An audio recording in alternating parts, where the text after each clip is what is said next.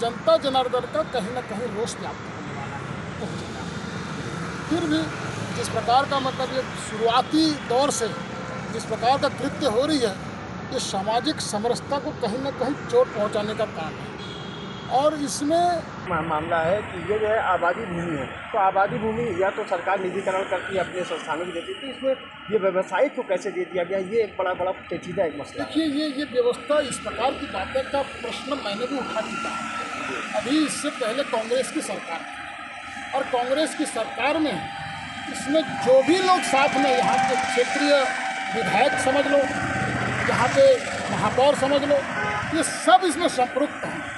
ये इतनी बड़ी जो प्रतिष्ठान खड़ा हो गया, ये ऐसा नहीं है कि रातों रात खड़ा हो गया, ये सब के देख रेख में हुई है। और आज हम जब बोलते हैं कि चिड़िया सब चुग गई, उसके बाद हम सब बात कर रहे हैं और समाज भी एक बड़े रसूखदार लोगों के सामने झुकी हुई है और उसको हम कुछ क्या बताएं। लेकिन समय की स्थिति को देखते हुए जिस प्रकार का बन चुका है, अब सरकार को भी मैं चाहूँगा इसमें थोड़ा सा दखलअंदाजी दें। लेकिन जो मैंने जाना है, पाटा जो जा रहा है उसके बारे में क्या कहेंगे, बोरिया डाल के? मैं जिस प्रकार का मतलब यहाँ पे इतना बड़ा कॉम्प्लेक्स बन रहा है और कॉम्प्लेक्स बनने के बाद जो समरसता भाव से बनना चाहिए, कहीं ना कहीं कमी है, जिसका विरोध मेरा हर समय रहा है। और ये जो स्वामी आतंक रोड और रास्ते को भी जिस तरह से ब्लॉक कर दिया, आने जाने वालों को सबसे ज़्यादा समस्या उत्पन्न हो रहा है, उस बारे में क्या कहेंगे? नहीं, बिल्कुल करना पड़ेगा, उनको ठीक करना पड़ेगा। रोड किसी प्रकार का बंद नहीं करने दूंगा मैं, कुछ भी हो जाए। अगर रोड बंद होगा तो मेरे छाती के ऊपर से बंद होगा, सर बात क्या है। रोड बंद तो कर दिया गया, लेकिन तनाव मेरी पर्सनली बात है, किसी भी हालत में बंद नहीं करने दूंगा, चाहे मुझे कहीं तक भी जाना पड़े, चाहे इसमें किसी के साथ मेरे को लड़ना पड़े। 122 परिवारों को यहाँ से व्यवस्थापित किया गया, शासकीय मकान दिया गया उनको, और उनकी भूमि भी इन्होंने कब्जा कर लिया है। क्या तो कह रहा हूँ ना, क्या उसके लिए कोई कानूनी कार्य? पूर्व सरकार का ये षड्यंत्र और मिलीभगत में कार्य हुआ है और उसकी जांच भी होनी चाहिए। और उसके ऊपर किसी प्रकार का कोई भी दोषी पाया जाता है तो उसके ऊपर कार्रवाई। आज यहाँ भूमि की कीमत लगभग जितना कब्जे में है 400 से 500 करोड़ रुपए होती है, जिसे मात्र 61 लाख रुपए से लेकर 1 करोड़ रुपए तक इन्होंने शुल्क पटाया है और मात्र उतने में अपने नाम कर लिए हैं। क्या यह जायज़ है? देखिए, उसके बारे में मुझे तो जानकारी है नहीं, क्या लिया क्या दिया। लेकिन हाँ, इतना जानता हूँ कि भाई आजू बाजू के लोगों को नुकसान पहुँचा के कोई काम नहीं होना चाहिए। मैं उसका पुरजोर विरोध करता हूँ और यहाँ की जनता के साथ हूँ। जब मुझे कहेगी मैं यहाँ पे खड़ा रहूँगा, खड़ा था, खड़ा हूँ, खड़ा रहूँगा। अभी इनका मकान काफ़ी जर्जर हो चुका है भारी मशीनों के प्रयोग से और कभी भी टूट सकता है। तो वर्तमान में क्या बिल्डर को ऐसी हिदायत, लीगल कार्रवाई होगी अगर ऐसी कोई बात होती है और इसे प्रतिष्ठान अगर उसके ऊपर संज्ञान लेकर के काम अगर नहीं करता है तो उसके ऊपर जरूर कार्रवाई होनी चाहिए। और मैं भी उनके साथ हूँ और जो भी यहाँ पीड़ित पक्ष अपने आप को दर्द को रो रहे हैं, मैं उनके साथ हूँ। तो जब हमने यहाँ आके देखा, वाकई में इस मकान के चारों तरफ से मिट्टी हटा दी गई करीब 10 फीट, और ये मकान कभी भी गिर सकता है। एक अमानवीय कार्य इस बिल्डर द्वारा किया जा रहा है, इसलिए अब हम उसमें संज्ञान में हमारे आया है, हम इनके साथ में खड़े हैं। जैसे कि आप यहाँ पे यहाँ पे आते तो थे, लेकिन मालूम नहीं था कि करबला तालाब के पीछे भी ये हो रहा है। यहाँ पे छत्तीसगढ़ में जो हमारी प्राचीन धरोहर होती है, तालाब, जिससे पर्यावरण, लोगों को पानी मिलता है, बोर होते हैं, वहाँ का पानी को निकाल के फेंक दिया गया। वहाँ की नगर निगम की सड़क को तोड़ दिया गया। ये सारे काम यहाँ पे इस बिल्डर द्वारा किया जा रहा है। यहाँ की निगम सोई हुई है, जिसको जागना चाहिए वो सोई हुई है। टूटे हुए आज करीब महीनों बीत गए, लेकिन निगम का एक अधिकारी ने आकर इस रोड को तोड़ने के लिए नहीं रोका। ये सरासर यहाँ पर नगर निगम पूरा भ्रष्ट हो चुका है। ऐसे भ्रष्ट नगर निगम का क्या कहना है इनके बारे में? ऐसे भ्रष्ट नगर निगम रायपुर शहर 20 शहर में पल रहे हैं। ऐसे अधिकारी जो यहाँ पे मुफ्त का पैसा ले रहे हैं निगम की तनख्वाह, और यहाँ पे रोड पे अतिक्रमण हो रहा है, तोड़ दिया गया है, तालाब पे अतिक्रमण हो रहा है, लेकिन नगर निगम सोया पड़ा। ये सिर्फ नगर निगम की बात नहीं है। अंजू गुप्ता ने इसका जो पूरा प्रकरण एसपी को दिया, डीएसपी को दिया, मंत्री को दिया, लेकिन उस पर कार्रवाई नहीं हो रही है, ये बड़े सोचनीय बात है। सर, एक ज़मीन जो रायपुर शहर में है, जहां सभी का नज़र रहता है, यहाँ तक कि ये प्राचीन तालाब है, उस पर भूमाफिया का कब्जा हो रहा है और चुप है सरकार, क्या कहेंगे? यहाँ के राजेश मूणत जी विधायक हैं और उससे 200 मीटर की दूरी पे करबला तालाब है और यहाँ पे इतना काम हो रहा है और हमारे विधायक जी आँख में पट्टी बांधे बैठे हुए हैं। यहाँ का पार्षद आँख में पट्टी बांधे बैठा हुआ है। इतना बड़ा कॉम्प्लेक्स एक दिन में तो खड़ा नहीं हो गया, इसके लिए कई महीने लगे, लेकिन आँख में पट्टी बांध के इनकी बिल्डर के साथ मिली भगत है, साफ साफ दिख रहा है, लेकिन कोई सुनने वाला नहीं है। इससे पहले तो ये आज जल जंगल जमीन जो हमारा जो तेलंगाना गणतंत्र पार्टी का जो मोटो है, इसके अंदर हम ये कहते हैं कि सुप्रीम कोर्ट का जो गाइडलाइन है कि तालाब को, जंगल को जो है उसकी स्थिति को नहीं पूरे उस पर रखा जाए, तो उसको हम समझा लेते हैं। हमने उनके जो पेपर का हमने कुछ अध्ययन किया है, तो इस महीने के जो उन्होंने अब तक जो कार्रवाई के लिए नगर निगम में और टाउन एंड कंट्री प्लान में और कलेक्टर को और इवन मैं देखता हूँ कि गृह मंत्री को भी उन्होंने आवेदन दिया है, पर दिख रहा है कि इसमें कहीं कहीं लोगों की संलिप्तता दिख रही है कि जो पीछे बढ़ रही है उन्होंने इसमें लोगों ने कार्रवाई नहीं करके इस महिला को ही तंग किया जा रहा है। तो इसको हम अभी लोकसभा चुनाव के इस मद्देनजर जो लगा है उसको संज्ञान में ले करके इसके बाद तेलंगाना गणतंत्र पार्टी इस महिला के जो और जो सामाजिक समरसता को बनाए रखने के लिए हम आंदोलन करेंगे और इसको जो हमारा करबला तालाब का अगर इस तरह से अतिक्रमण किया जा रहा है उसको पूर्ण रूप से हम इनके भूमाफियों से स्वतंत्र कराएंगे। यानी आप यहाँ पर नागरिकों के द्वारा करबला तालाब बचाओ अभियान चलाया जा रहा है। यहाँ पर मैं कम्युनिस्ट पार्टी का लोकसभा प्रत्याशी हूँ और पार्टी का राज्य सचिव हूँ। इस हैसियत से समर्थन देने आया हूँ। मैंने खुद देखा है कि करबला तालाब में इसके पहले जो एक रोड थी, उस रोड को घेर दिया गया है। यहाँ पर एक बहुत विशाल एक बिल्डिंग बन रही है और ये एक बहुत बड़े बिल्डर के द्वारा बनाई जा रही है। ये भी मुझे पता चला, यहाँ के लोगों ने बताया कि यहाँ पर बहुत सारे परिवार निवासरत थे। सरकार की ओर से उनको आवास पट्टा दिया गया और उनको यहाँ से हटाया गया, दूसरे आवास में शिफ्ट किया गया और एक बहुत बड़ी ज़मीन का मालिकाना रजिस्ट्री बहुत कम कीमत पर, बाज़ार दर से बहुत कम कीमत पर उनको दी गई और यहाँ पर कंस्ट्रक्शन चल रहा है।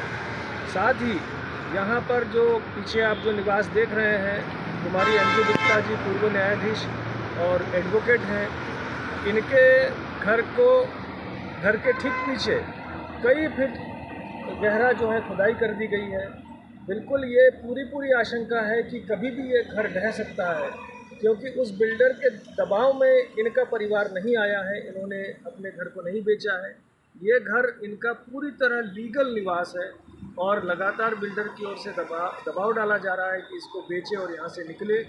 इसके अलावा करबला तालाब का एक हिस्से को भी बोरिया, रेत की बोरिया डालकर उस पर कब्जा करने का प्रयास चल रहा है। इस तरीके से इस भूमाफिया के द्वारा, इस बिल्डर के द्वारा रायपुर शहर के एक बीचों तालाब बचाओ और आनंद गुप्ता हत्या की जांच, ऐसे आपके कई मामले यहाँ पर लगा के पोस्टर रखते हैं, तो ये मामले के बारे में थोड़ा सा बताइए आप, क्या है? आबादी भूमि, शासकीय भूमि और आबादी पट्टे वाली भूमि को उनके द्वारा शासकीय भूमि और आबादी पट्टे वाली भूमि को तो कब्जा करके माल बना ही रहे हैं, साथ में करबला तालाब को भी कब्जा कर रहा है। आने जाने का सार्वजनिक रास्ता था, उसको भी उखाड़ के फेंक दिए। हमारी जगह है जो 2006 से हाईकोर्ट से भी इससे वो वाला बात, ये बात जो है 20 साल से हो गया हमको रखे। रजिस्ट्री है, पट्टा है, टैक्स रसीद है, सर्वे सूची में नाम है, सारा कुछ होते हुए भी एक फर्जी सर्टिफिकेट ला के हमारे जगह को कब्जा करने की कोशिश किया जा रहा है। और इसमें ये तीनों न्यायपालिका, कार्यपालिका, विधायिका तीनों इनका सहयोग कर रहे हैं। पूर्व शासन काल प्रकरण बनता ही नहीं है। किया जाए करके 14 दिन हमारे भाई की हत्या कर दी और उसको एक्सीडेंट साबित करने की कोशिश किया जा रहा है। उसमें SI का 9 मिस कॉल पड़ा हुआ है मेरे भाई की हत्या के 10 मिनट पूर्व। इस मामले में संबंधित आपने कहाँ शिकायत की है? गृह मंत्री के पास हम शिकायत कर चुके हैं, वर्तमान गृह मंत्री के पास, अरुण साहू जी के पास कर चुके हैं, मुख्यमंत्री के पास भी आवेदन दे चुकी हूँ मैं और SP के पास भी कई बार थाने में मैं तो कई बार कहीं भी हमें सुना नहीं जा रहा है हमारे पक्ष को, ना ही कहीं कुछ। और स्थानीय जनप्रतिनिधियों का क्या हाल है? वो उन्होंने इस मामले में क्या कोई किया? सूद नहीं लिया है। हमारे मकान की नाली को तोड़ दिया गया है, नींव को फोड़ दिया गया है और मकान कभी भी ढह सकता है और डेली JCB और क्रेन से हमारे मकान को आकाश पीछे से पहुंचाया जा रहा है।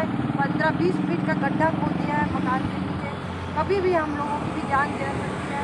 तो बिल्डर हमको धमकी भी दे चुका है और इसमें हमारे जो अलग रह रहे हैं भाई उनको भी शामिल कर दिया गया है। जैसे हमारा 20-30 साल से छेद है, हमारा उनसे कोई वास्ता नहीं है, उनको मिला के वो हमारी ज़मीन को कब्जा कर रहे हैं। तो इस मामले में जैसे न्यायपालिका में आप गई हैं, तो न्यायपालिका में क्या अभी तक क्या सुनवाई हुई है और क्या मामला रहा है? वहाँ भी हमारा पक्ष को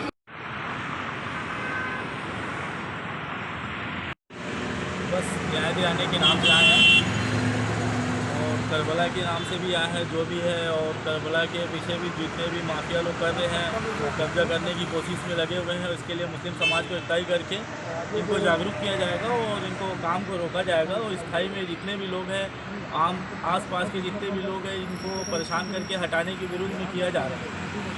इनके लिए न्याय दिलाएंगे और खड़े होंगे सब साथ में, बिल्कुल उनको न्याय मिलेगा और उनके साथ साथ इनके लिए भी हमारी पूरी टीम लगेगी, इनके साथ भी न्याय दिलाएंगे और बाकी सब भाई लोग के साथ एकताई बना के यहाँ के धरना प्रदर्शन में और जागरूक कराएंगे। जैसे इनको धमकियाँ मिल रही है कि आपको यानी यहाँ से आपको हटना होगा, ये होगा, तो इसमें आप थोड़ा सहयोग करेंगे इनका? मेरे को तो अभी पता चला है कि इनको हत्या की कोशिश बताया जा रहा है।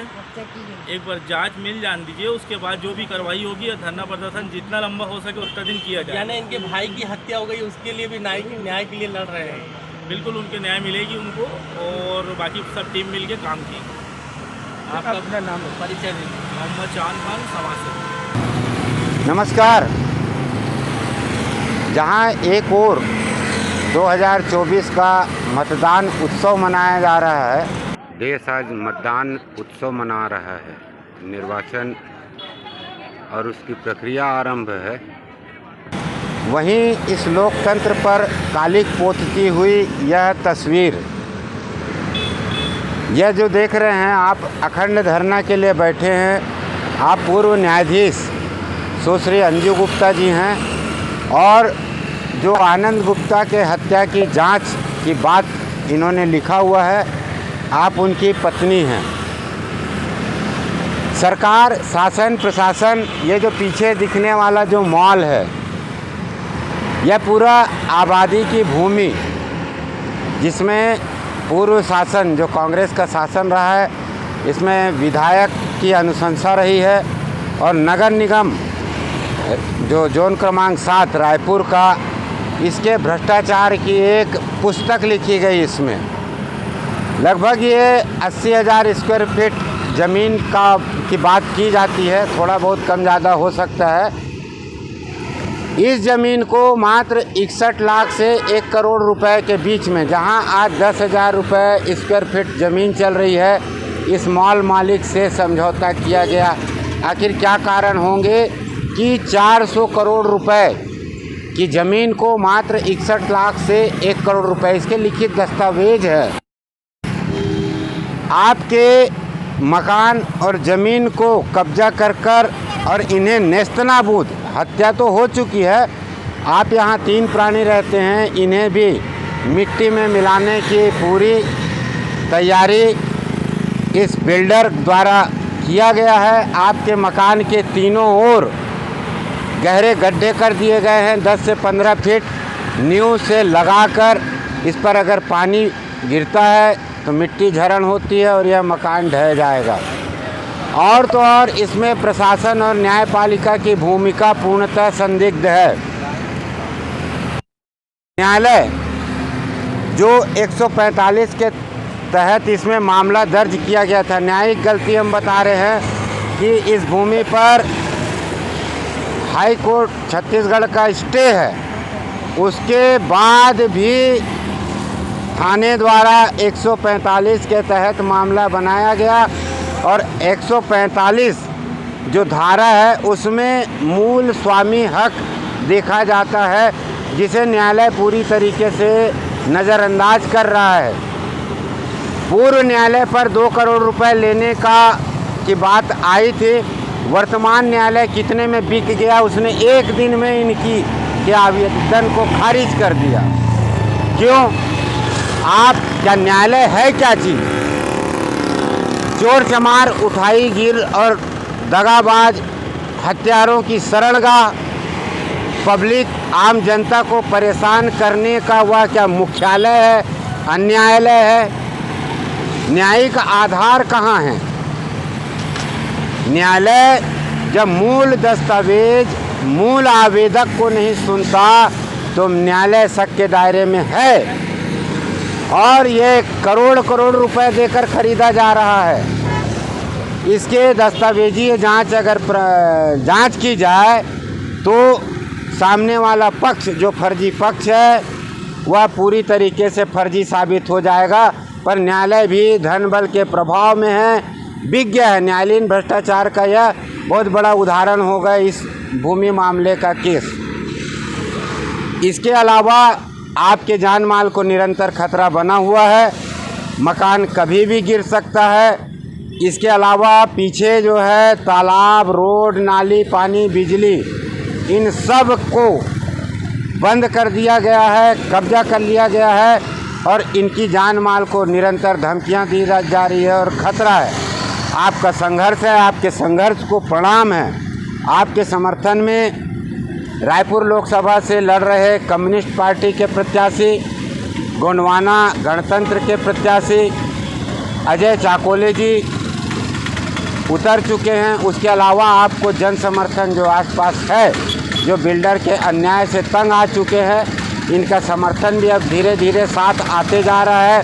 देखते हैं कि ये लोकतंत्र जिसे कहा जाता है या भ्रष्ट तंत्र है कि लोकतंत्र। इस पूरी व्यवस्था में एक चपरासी से लेके कलेक्टर और मंत्री तक इन्वॉल्व है, सब खाए पिए डकरे हैं। वर्तमान गृह मंत्री को मामला दिया गया तो जो वर्तमान गृह मंत्री का भी जो प्रशासनिक अमला है, सीबीआई जांच की मांग की गई पर नहीं सुना गया। उप मुख्यमंत्री अरुण साव जी को इस ज़मीन के संबंधित मामले की जांच के लिए दिया गया पर अभी तक उनके यहाँ से भी किसी भी प्रकार की प्रतिक्रिया नहीं आई है। क्या आनंद गुप्ता के हत्या की जांच हो पाएगी? और अच्छा, हत्या के जो कारण, उद्देश्य और उसकी जो प्रकृति है वह पूर्णतः हत्या की ओर इशारा करता है। पुलिस नहीं सुन रही है, डॉक्टर मान रहा है।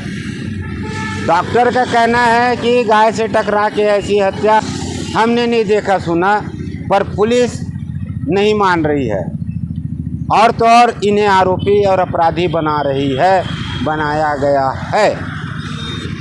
तो भ्रष्ट लोकतंत्र का आज त्यौहार है। वैसे में आज ये पीड़ादायक तस्वीर आप भी देखिए, आनंद लीजिए और खुद भी पीड़ित होने को तैयार रहिए, क्योंकि यह लोकतंत्र भ्रष्ट तंत्र का चेरी है, जैली जिसे कहा जाता है। यह अखंड धरना कब समाप्त होगा, प्रशासन कब सुनेगा, कब जागेगा, इसके लिए आप बने रहिए उदित भारत न्यूज़ के साथ। हम निरंतर इस घटना के साथ जुड़े हुए हैं। हम आपको अवगत करवाते रहेंगे कि भ्रष्ट तंत्र जीतेगा, लोकतंत्र जीतेगा कि धनतंत्र जीतेगा।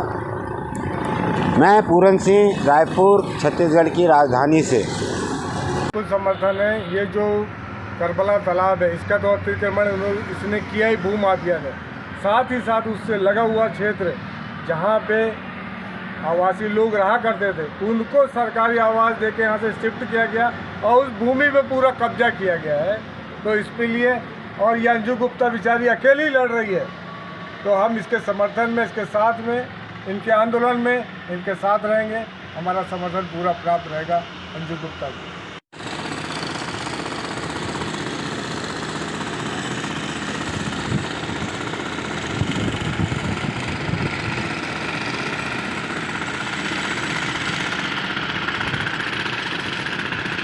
गंभीर मसला हम सोशल मीडिया में और उदित भारत न्यूज़ चैनल में हमने देखा सुना कि अंजू गुप्ता जी हैं आरकेसी के सामने एक भूमाफिया द्वारा उनकी निजी संपत्ति को कब्जा करने के उद्देश्य से फिर अपराध जो न्याय प्रणाली पे, न्याय व्यवस्था पे एक प्रश्न चिन्ह लगाता है, ऐसे माफियाओं पर कानूनी रूप से सख्त कठोर कार्रवाई करनी चाहिए।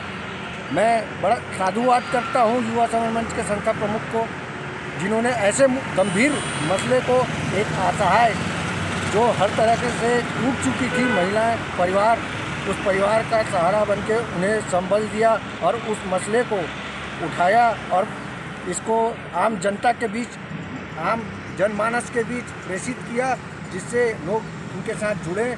आज ये अखंड धरना दे रही है और मैं अपनी पत्नी के साथ इस स्थल पर उनके साथ उपस्थित हूँ और मैं चाहता हूँ कि इनको न्याय मिले और न्याय व्यवस्था को भी सोचना चाहिए कि ऐसे गंभीर अपराधकर्ताओं को आप खुले रास्ते पर छोड़ दिए हैं ताकि ये और अपराध बढ़ाएं और अपराध करें। ऐसे कितने परिवारों को बर्बाद करेंगे। मैं चाहूँगा कि लोग अपना जन समर्थन दें, इनको न्याय मिले ताकि इनको न्याय मिल सके। अब हमारे पास मात्र आत्मदाह करने का या फिर हथियार उठाने का ही ऑप्शन रह गया है।